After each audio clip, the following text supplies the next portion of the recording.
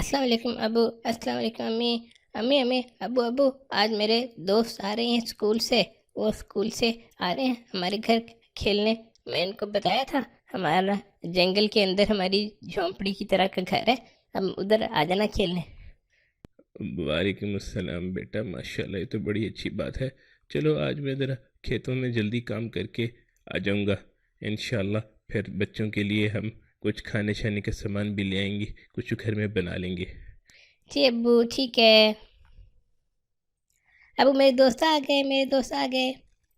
अस्सलाम वालेकुम, अस्सलाम वालेकुम। अंकल अंकल, आंटी आंटी, ये हम आपके लिए गिफ्ट लेके आए हैं। ये हम आपके लिए बुक लेके आए हैं। जज़ाकल्ला बेटा, लेकिन हमें तो पढ़ना नहीं आता। हम तो पढ़े हुए नहीं हैं, हम तो बस किसान हैं, यहाँ पर काम करते हैं। हम बचपन में पढ़ नहीं सके थे। ओए, वो देखो उसके, हमारे दोस्त के अबू अम्मी को पढ़ना नहीं आता। वो देखो कैसे हैं इसके अम्मी अबू। इसको पढ़ना नहीं आता इनको। ओ ये देखो, ये क्या बात हुई। चलो हम चलते हैं अभी। अब अम्मी, मेरी इतनी इंसल्ट हो गई है, इतनी बेइज्जती हो गई है मेरे दोस्तों के सामने। उनको पता लगा कि मेरे अम्मी अबू को पढ़ना ही नहीं आता। अरे बेटा, कोई बात नहीं। देखो बेटा, हम तुम्हें पढ़ा रहे हैं। हम बचपन में पढ़ नहीं सके, लेकिन हम तुम्हें तो पढ़ा रहे हैं। तुम्हारे लिए हमने इतने अच्छा स्कूल का बंदोबस्त किया है, और तुम्हें हम इतना प्यार करते हैं, हम तुम्हारा इतना ख्याल रखते हैं। ऐसे तो नहीं करना चाहिए। स्कूल तो बल्कि हमें सिखाता है कि बड़ों का अदब करना चाहिए, ऐसे मजाक तो नहीं उड़ाना चाहिए। हमारे ज़माने में तो हमारे घर के करीब कोई स्कूल नहीं होता था। बस अब्बू के साथ यहीं पर खेती बाड़ी सीखी हमने, लेकिन हमने सोचा कि अपने बच्चों को हम पढ़ाएंगे आगे। मैं जा रहा हूँ लेटने अम्मी अबू। अरे बेटा, तुम्हारी तो लगता है तबीयत खराब हो गई है। अरे, तुम्हें तो बुखार हो रहा है। चल मैं जल्दी से तुम्हारे लिए सूप बना के लाती हूँ। हाँ, मैं भी जल्दी से तुम्हारे कंबल देता हूँ तुम्हें। ये तुम्हारी तो तबीयत ख़राब हो रही है बेटा, आराम करो। इधर आराम से अभी कुछ दिन तुम छुट्टी कर लो, तुम्हारा ख्याल रखते हैं, उसके बाद स्कूल जाना। अम्मी अम्मी, अब्बू अब्बू, मुझे ख्याल आ रहा था, मुझे पता लग गया है मैंने आपके साथ बहुत बदतमीजी की है, बहुत बुरी बात की है। आप तो इतने अच्छे हैं, आप लोग मेरा इतना ख्याल रखते हैं। आप लोगों ने मुझे बचपन से इतना मेरा ख्याल रखा है, मुझे खिलाते पिलाते हैं, मुझे स्कूल भेजा है आपने, मुझे पढ़ा रहे हैं, और जब मैं बीमार होता हूँ तो तब भी आप ही मेरा सबसे ज़्यादा ख्याल रखते हैं। बाकी दोस्त दोस्त लोग तो मुझे इतना ख्याल नहीं रखते हैं। मुझे तो आपके साथ बहुत ज़्यादा प्यार करना चाहिए। अब मैं सबसे ज़्यादा प्यार सिर्फ अपने अम्मी अब्बू से करता हूँ, और इंशाल्लाह मैं अब आपकी बहुत रिस्पेक्ट किया करूँगा। मैं आपके साथ कोई भी बुरी बात नहीं करूँगा, कोई ऐसी बात नहीं करूँगा जिससे आप तंग होंगे। माशाल्लाह बेटा, माशाल्लाह बेटा, हम भी तुम्हें बहुत प्यार करते हैं। अल्लाह ताला तुम्हें खुश रखे। अस्सलामु अलैकुम वरहमतुल्लाहि वबरकातुहू। प्यारे बच्चों, उम्मीद है आपको आज की कहानी बहुत पसंद आई होगी। आज की कहानी में हमें ये सबक मिलता है कि हमें अपने पेरेंट्स से, अपने वालिदैन से हमेशा बहुत ज़्यादा प्यार और मोहब्बत करनी चाहिए, और उनका बहुत ज़्यादा एहतराम करना चाहिए। क्योंकि हमारे पेरेंट्स, हमारे वालिदैन हमेशा अपने बच्चों से, हमसे बहुत ज़्यादा प्यार करते हैं, और हमारा बहुत ज़्यादा ख़्याल करते हैं। वो अपनी आसानी, अपनी राहत को नहीं देखते, बल्कि वो देखते हैं कि बच्चों को किस चीज़ की ज़रूरत है, बच्चों के लिए मेहनत करते हैं, बच्चों का ख़्याल रखते हैं। खुद जितने भी मुश्किल हालातों पर आ जाएँ, लेकिन वो कोशिश करते हैं कि बच्चों को आराम दें, आसानियाँ दें। तो इसलिए पेरेंट्स से, अपने अम्मी-अब्बू से बहुत ज़्यादा प्यार और मोहब्बत करनी चाहिए, और उनकी बहुत ज़्यादा रिस्पेक्ट और इज़्ज़त करनी चाहिए। कभी भी उनके साथ बुरी अंदाज़ में बात नहीं करनी चाहिए। अब हम चलते हैं अपने नेक्स्ट सेगमेंट की तरफ।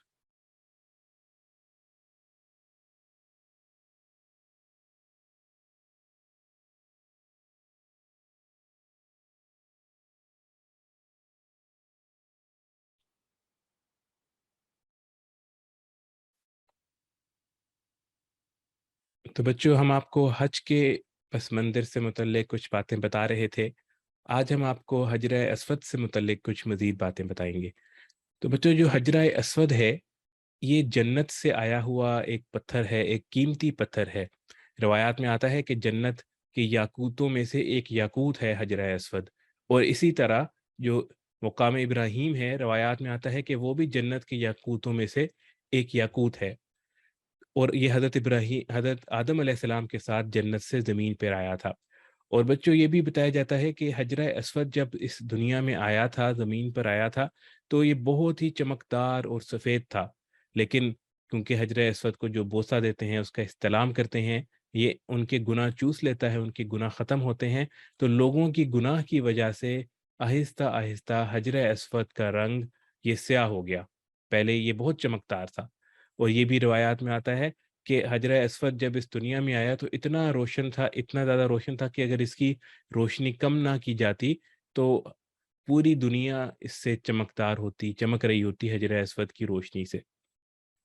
تو بچوں آپ صلی اللہ علیہ وآلہ وسلم کے زمانے میں کفار مکہ نے جب خانہ کعبہ کو دوبارہ سے تعمیر کرنا شروع کیا، اس وقت ابھی یہ نبوت سے پہلے کا زمانہ تھا. تو جب انہوں نے خانہ کعبہ کو تعمیر کر رہے تھے تو تعمیر کرنے کے بعد جب حجرہ اسود کی لگانے کی باری آئی تو اب اس زمانے میں مکہ میں بہت سے قبیلے تھے. اب ان کے درمیان اس بات پہ بحث ہو گئی، اس پر لڑائی ہو گئی کہ اس کو خانہ کعبہ کے اندر یہ حجرہ اسود کون لگائے گا.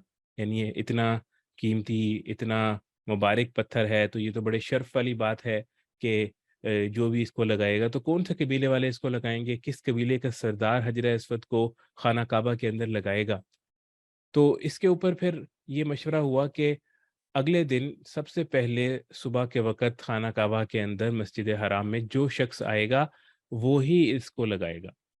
تو اگلے دن جب لوگ مسجد میں آئے خانہ کعبہ کے اندر مسجد حرام میں، تو انہوں نے دیکھا کہ سب سے پہلے حضور صلی اللہ علیہ وآلہ وسلم مسجد کے اندر موجود ہیں. تو سب لوگ بہت خوش ہوئے کیونکہ ان کو پتا تھا کہ آپ صلی اللہ علیہ وآلہ وسلم تو صادق اور امین ہیں اور آپ صلی اللہ علیہ وآلہ وسلم بہترین فیصلہ کریں گے. تو سب نے آپ صلی اللہ علیہ وآلہ وسلم کو پتھر لگانے کا کہا. تو آپ صلی اللہ علیہ وآلہ وسلم نے ایک چادر منگوائی اور اس چادر کے اندر حجرہ اسود کو رکھوایا. اور اس وقت کے جو قبیلے تھے وہاں پر ان کے سرداروں کو، ہر قبیلے کے سردار کو بلایا اور ساتھ ہی بتایا کہ ایک ایک کونا چادر کا پکڑ لیں. اور پھر سب نے چادر کا ایک ایک کونا پکڑ لیا اور اس طرح حجرہ اسود کو اس کے پاس لے کر گیا خانہ کعبہ کے پاس لے کر جایا گیا اور اس کے بعد پھر وہاں پر حجرہ اسود کو لگا دیا گیا. تو اور آپ صلی اللہ علیہ وآلہ وسلم نے خود اپنے دست مبارک سے وہاں پر پھر حجرہ اسود کو نصب کر دیا. اس کے علاوہ بچوں روایات میں آتا ہے، ہمیں پتہ لگتا ہے کہ جب کوئی شخص حجرہ اسود کا استلام کرتا ہے یا بوسہ لیتا ہے تو یہ گویا ایسا ہے کہ گویا اس نے اللہ تعالیٰ سے مصافحہ کیا. یعنی اتنی بڑی بات ہے حجرہ اسود کا استلام، حجرہ اسود کا بوسہ لینا، کہ یہ ایسا ہے جیسے اللہ تعالیٰ سے کسی نے مصافحہ کیا، یعنی ہاتھ ملایا.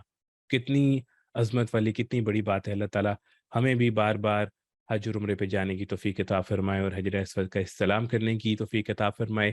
ہاں اس چیز کا ضرور خیال رکھنا چاہیے کہ جب بھی حج اور عمرے پر جائیں اور حجرہ اسود پہ کو استلام کرنے کا موقع نہ ہو یا رش بہت زیادہ ہو کہ آپ بوسہ نہ دے سکیں تو دور ہی سے کر دیں، کیونکہ لوگوں کو تنگ کر لوگوں کو ایذا پہنچا کر حجرہ اسود کا بوسہ لینا وہ بھی درست نہیں ہے.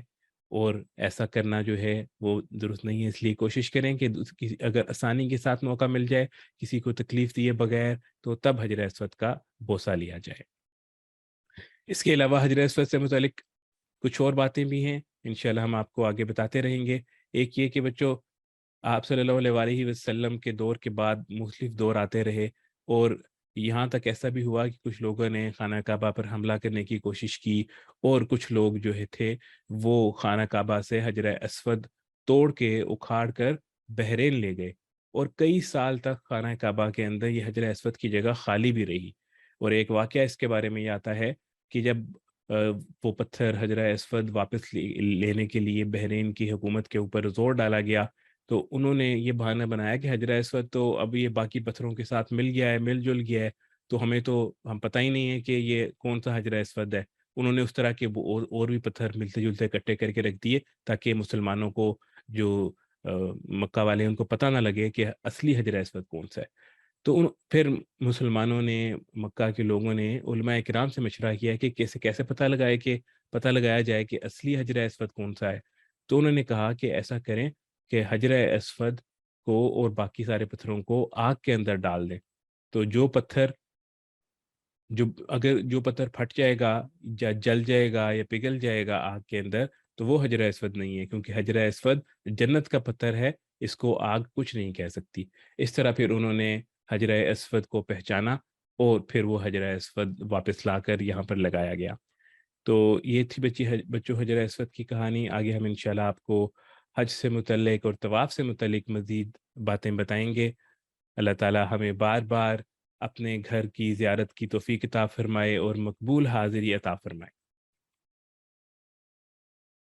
اب ہم چلتے ہیں معاشرت کی سنتوں کے اوپر۔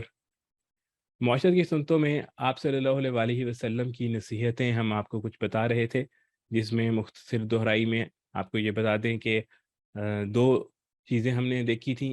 ایک یہ کہ کسی کو کمتر نہ سمجھیں اور ہر ایک کے ساتھ خیر خواہی کریں اور خیال رکھیں کہ ہم سے کسی کو تکلیف نہ پہنچے، جس کے اندر ہم نے یہ دیکھا تھا کہ کسی کو لعنت نہیں کرنی، کسی کو برا بھلا نہیں کہنا، کسی کو کوئی بری بات نہیں کہنی۔ اور دوسری بات ہم نے یہ دیکھی تھی، آپ صلی اللہ علیہ وسلم کی نصیحت میں ہمیں یہ پتہ لگتا تھا کہ چھوٹی سے چھوٹی نیکی کو بھی اہم سمجھنا چاہیے، امپورٹنٹ سمجھنا چاہیے، کیونکہ کوئی بھی نیکی جو ہے وہ جنت میں لے جانے کا ذریعہ بن سکتی ہے، کوئی بھی نیکی آپ کو جنت میں لے جا سکتی ہے۔ اسی موقع پہ بھی ایک آپ کو چھوٹا سا واقعہ بتاتے چلیں کہ ایک دکاندار تھا، تو وہ دکاندار جو ہے، جو 2 نمبر پیسے ہوتے تھے، جو فیک نوٹس ہوتے ہیں، جو اوریجنل پیسے نہیں ہوتے، جن کو اس زمانے میں کھوٹے سکے کہا جاتا تھا۔ ایک تو ہوتا ہے نا اوریجنل پیسے ہوتے ہیں، اور کچھ لوگ فیک پیسے بنا لیتے ہیں، 2 نمبر پیسے بنا لیتے ہیں جو کہ اصلی پیسے نہیں ہوتے، اصلی کی طرح لگ رہے ہوتے ہیں لوگوں کو دھوکہ دینے کے لیے۔ تو اس بندے کے پاس کوئی فیک اور کھوٹے سکے بھی لے کے آتا تھا، خراب پیسے بھی لے کے آتا تھا جو کہ فیک ہوتے تھے، تو وہ ان کو ایکسیپٹ کر لیتا تھا، وہ لے لیتا تھا۔ تو کسی نے پوچھا کہ یہ تو تمہارا اتنا نقصان ہو رہا ہے کہ تم یہ کھوٹے سکے جو ہے، خراب پیسے بھی لے رہے ہو بیچ میں، جو کہ 2 نمبر پیسے ہیں، یہ تو تمہارے کسی کام کے نہیں ہے، اور تم لوگوں کو اس کے بدلے میں سامان دے دیتے ہو۔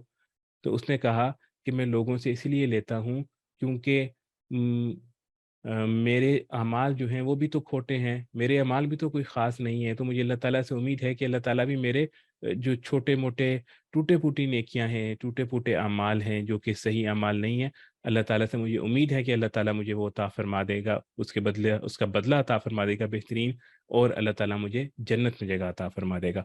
تو ہمیں چاہیے کہ کسی بھی چھوٹی سے چھوٹی نیکی کو بھی کم نہیں سمجھنا چاہیے۔ اس کے بارے ہم نے آپ کو کچھ نیکیاں بتائی بھی تھیں، کوشش کریں کہ ان کے اوپر عمل کرنے کی کوشش کریں۔ آج بچوں ایک نصیحت آپ صلی اللہ علیہ وسلم کی ہم نے پڑھی تھی کہ لوگوں کے ساتھ خندہ پیشانی کے ساتھ کلام کرنا، یعنی خوش دلی کے ساتھ، بہت ہی اچھے اسلوب کے ساتھ، اس طریقے سے لوگوں کے ساتھ بات کرنا کہ لوگ اس سے خوش ہوں، لوگوں کو اچھا محسوس ہو۔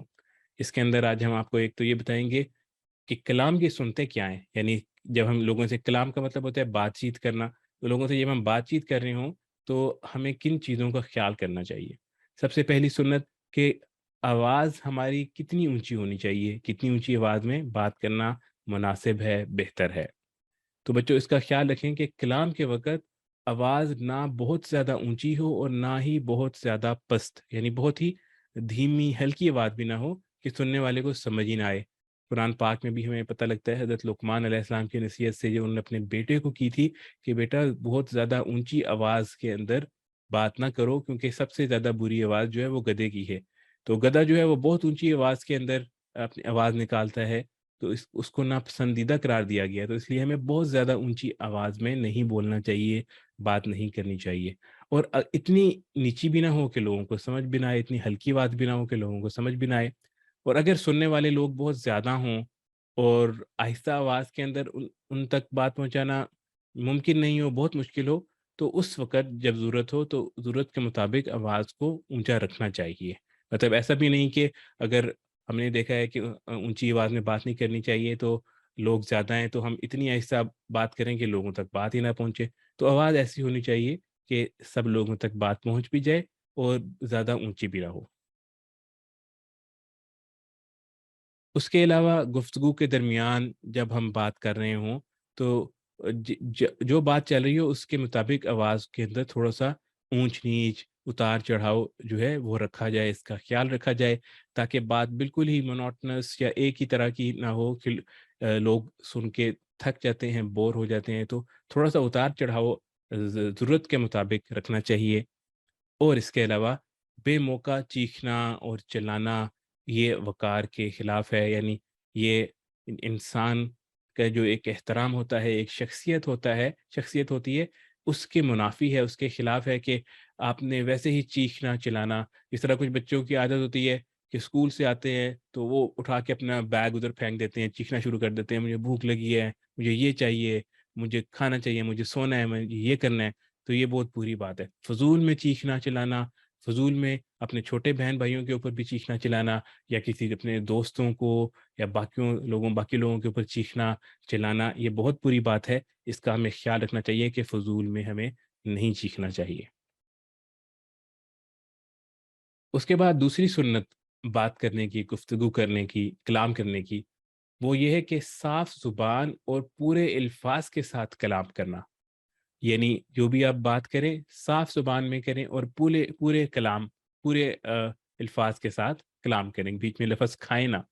الفاظ اچھی طرح ادا کیے جائیں کہ سننے والے کو سمجھنے میں کوئی پریشانی نہ ہو, کوئی دقت نہ ہو, مشکل نہ ہو, یا ایسا نہ ہو کہ اس کی سمجھ میں سرے سے ہی نہیں آئے.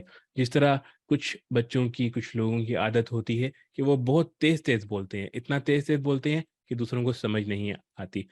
تو سم ٹائمز اس کو کنٹرول کرنا مشکل ہوتا ہے, عادت بن چکی ہوتی ہے, لیکن آہستہ آہستہ پریکٹس کریں کہ اپنی آواز میں, اپنی بات میں تھوڑا ٹھہراؤ لے کے آئیں. اس طریقے سے بات کریں کہ اگلے کو بات پوری سمجھ آ جائے. کچھ لوگ ہوتے ہیں کہ وہ الفاظ کھا جاتے ہیں, یعنی شروع میں بہت آہستہ سے بولتے ہیں اور اینڈ والے الفاظ اور شروع والے الفاظ کھا جاتے ہیں تو منہ کے اندر بول دیتے ہیں, یعنی تو وہ بھی لوگوں کو سمجھ نہیں آتی. آپ صلی اللہ علیہ وسلم جب بات کیا کرتے تھے تو روایات میں ہمیں پتہ لگتا ہے کہ پوری بات کیا کرتے تھے کہ شروع سے لے کر آخر تک ہر لفظ پوری طرح ادا ہوا کرتا تھا. اور یہاں تک آتا ہے کہ آپ صلی اللہ علیہ وسلم اس انداز میں گفتگو فرماتے تھے کہ اگر کوئی شخص آپ صلی اللہ علیہ وسلم کے الفاظ گننا چاہتا تھا تو وہ ان کو گن سکتا تھا. تو اس لیے نہ بہت زیادہ تیز بولنا چاہیے, نہ لفظوں کو کھانا چاہیے. اگر آپ کو یہ عادت ہے تو اس کی آہستہ آہستہ کوشش کر کے پریکٹس کریں. یہ عادت دور کرنا مشکل ہوتی ہے کیونکہ یہ بولنے کی عادت انسان کی بن چکی ہوتی ہے. اس کے لیے پریکٹس کی ضرورت ہے. اس میں آپ اپنے پیرنٹس کی, اپنے بہن بھائیوں کی ہیلپ لے سکتے ہیں کہ آپ ان کو بتائیں کہ جب بھی میں صحیح طریقے سے بات نہ کروں, صحیح سے الفاظ ادا نہ کروں یا بہت تیز بولوں, یہ بات سمجھ نہ آئے, صاف بات نہ کروں, تو مجھے آپ بتا دیں, ٹوک دیں تاکہ میں اس کو درست کر لوں. اس طرح انشاءاللہ آہستہ آہستہ آپ کی زبان بہتر ہوتی جائے گی اور گفتگو بہتر ہوتی جائے گی, اور اس سے دوسروں کو تکلیف بھی نہیں ہوگی, دوسروں کو بات آسانی سے سمجھ بھی آ جائے گی. تو چھوٹے بچوں کے لیے آج اتنا ہی. یہاں پر ہمارا چھوٹے بچوں کا سیشن ختم ہوتا ہے. اب میں ریکویسٹ کرتا ہوں عامر جواد صاحب سے کہ وہ آئیں اور نیکسٹ سیشن شروع کریں. السلام علیکم ورحمۃ اللہ وبرکاتہ.